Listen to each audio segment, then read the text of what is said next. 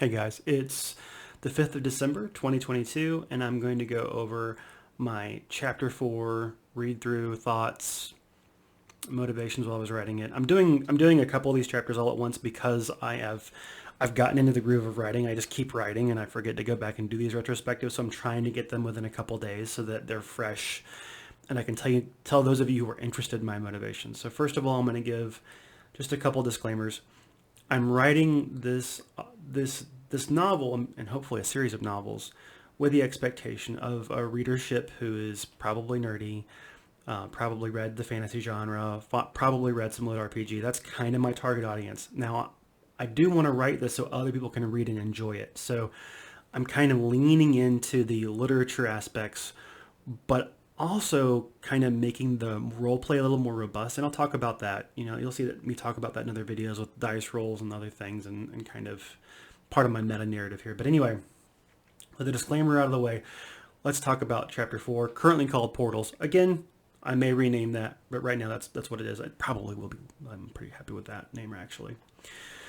So in this one, the protagonist has finally gone through his 6 months and he's getting ready to go through the other side. Now, and hopefully you've read the chapter before I give you spoilers. So I'm just going to go ahead and say there's a spoiler alert in here.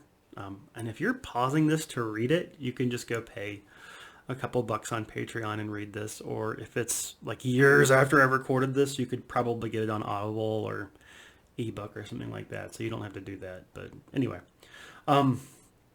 one thing that I've done in chapter 4 is I've introduced the idea of the spirit guide.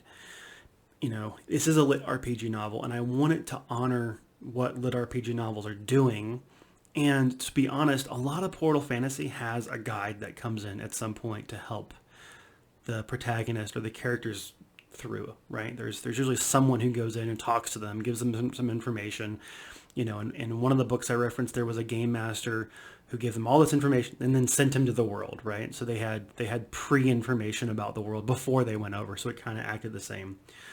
So I introduced this idea of a spirit guide who has an intellect behind it. It's not just an AI. I don't want to make this like a sci-fi novel. There's some sci-fi elements, not going to lie. But the spirit guide comes in and it's going to play a key character going forward, because one of the things that I wanted to do with this series was, for the RPG points, I wanted there to feel like there was a DM, but it's a DM with restrictions and rules, the way like a DM would be in real life. If you're playing under me in real life, I'm not just going to kill your character. There are certain rules I'm going to play by. Maybe I'm going to show you my dice so you see if I'm fudging my rules or not. Maybe I'm not going to show you my dice, right? I'm going to present you with a story. I'm going to give you an opportunity.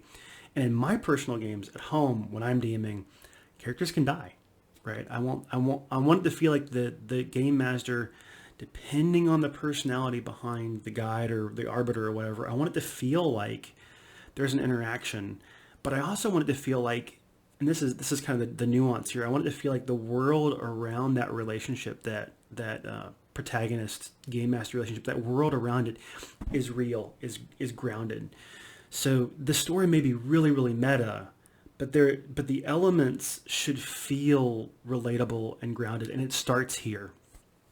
There's not a lot I can say about chapter 4 that's not kind of just on the page.